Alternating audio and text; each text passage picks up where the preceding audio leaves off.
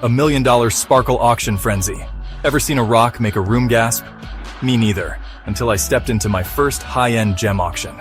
Imagine a sea of monocles and champagne flutes, all staring at a tiny illuminated platform.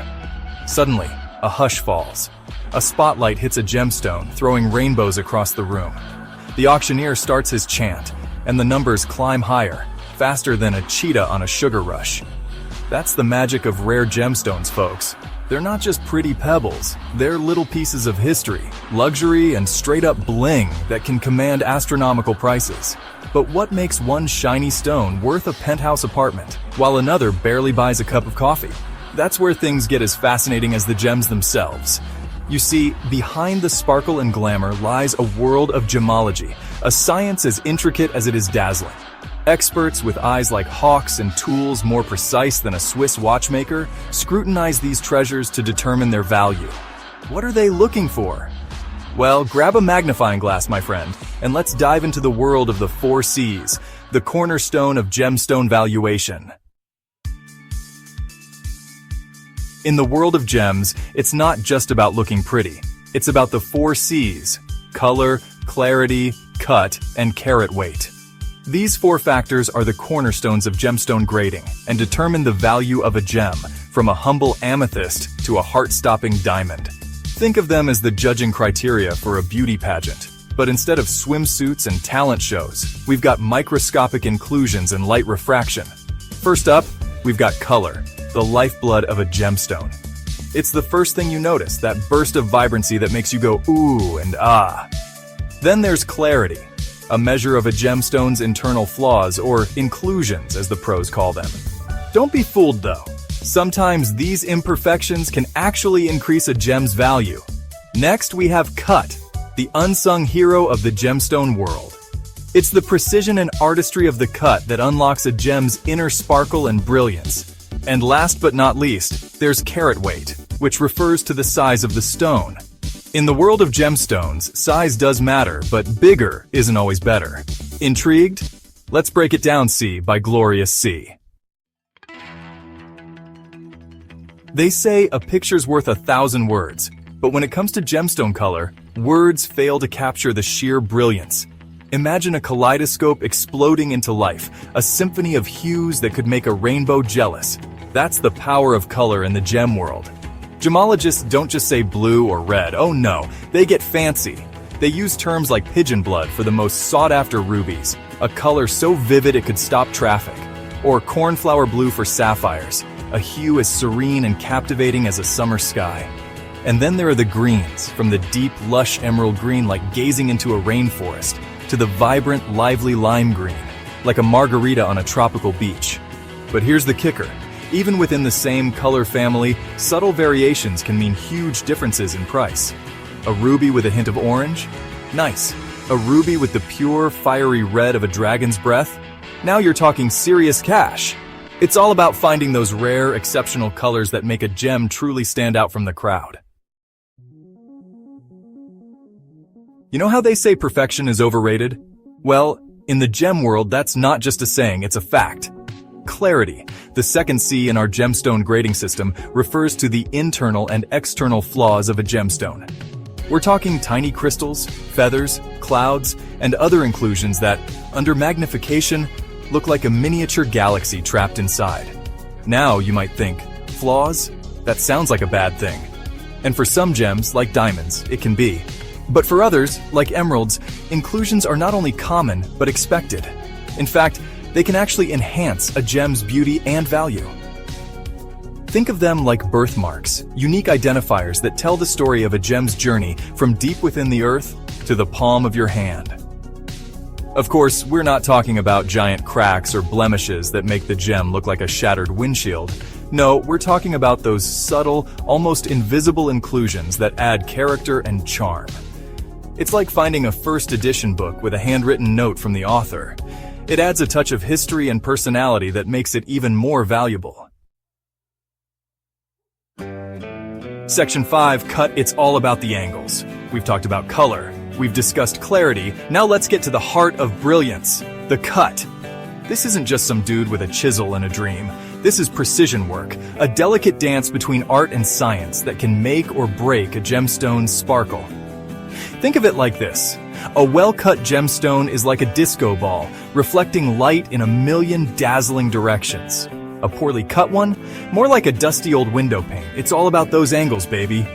The angles and proportions of the facets, or the tiny flat surfaces on the gem, determine how light enters and exits the stone. A master gem cutter is like a sculptor, using their tools to unlock the hidden fire within the stone. They have to consider the gem's natural properties, its clarity, and even its intended use to create a cut that maximizes brilliance, fire, and scintillation. And just like there are different dance styles, there are different cutting styles for different gemstones. Round brilliant, emerald cut, cushion cut, pear-shaped, the list goes on. Each cut highlights different aspects of the gem's beauty, from maximizing sparkle to emphasizing color. Section 6.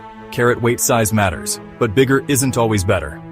Now let's talk about the big one, literally carat weight. This refers to the weight of a gemstone, and generally the heavier the stone, the more valuable it is. But before you go thinking, I'll just grab the biggest rock I can find. Hold your horses. There's a bit more to it than that. You see, carat weight is like the square footage of a house. A bigger house might sound impressive, but if the layout is terrible and the location is awful, it's not worth as much. Similarly, a large gemstone with poor color, clarity, or cut won't hold a candle to a smaller, higher quality stone. Think of it like this: a giant, muddy puddle versus a pristine mountain spring. Sure, the puddle is bigger, but it's not exactly something you want to wear around your neck, is it? Plus, as carat weight increases, so does rarity and price. Finding a flawless 1-carat diamond is already like finding a unicorn wearing tap shoes. Now imagine trying to find a flawless 10-carat diamond. Good luck with that. Section 7. Certification.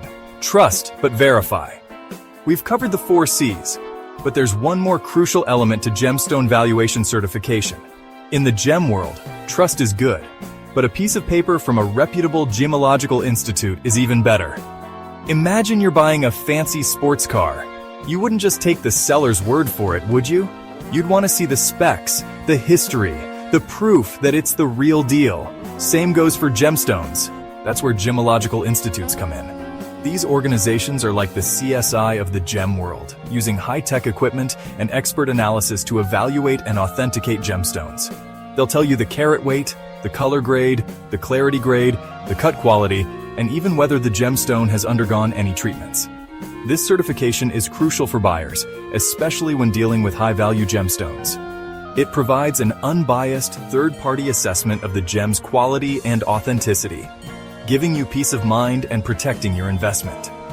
So next time you're eyeing that dazzling sapphire or drooling over a diamond, don't be afraid to ask for the paperwork. Section 8. Historical significance, from royal jewels to your jewelry box. Let's talk about the historical significance of gemstones. A gem can be a tangible piece of the past. Take the Hope Diamond, for example. This blue diamond is legendary for its size, color, and supposed curse. Owning a gem with such history is alluring. Imagine a ruby that once graced Cleopatra's finger, or an emerald on a king's crown.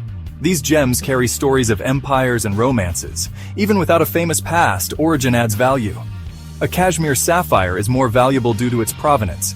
It's like owning a piece of history. So, next time you admire a gemstone, wonder about its journey. Who might have owned it before? What events might it have witnessed? That little stone might have a story more captivating than any Hollywood blockbuster. Section 9. Market trends. So you want to be a gem investor? Alright, so we've covered the 4 C's, certification, and historical significance. Now let's talk about the big leagues, the gemstone market. Just like stocks, bonds, and beanie babies. Remember those?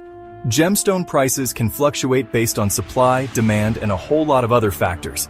For example, colored diamonds have been having their moment in the sun, with pinks, blues, and yellows fetching astronomical prices at auctions. Remember that pink diamond that went for over $71 million? Yep, that's the kind of price tag that makes your eyes water. But it's not just about color. Rarity, origin, and even celebrity endorsements can influence market trends. Remember when Jennifer Lopez rocked that green diamond engagement ring? Suddenly, everyone wanted a green diamond, driving up demand and prices. So what's the takeaway? If you're looking to invest in gemstones, it's crucial to do your research, consult with reputable dealers, and understand the market forces at play.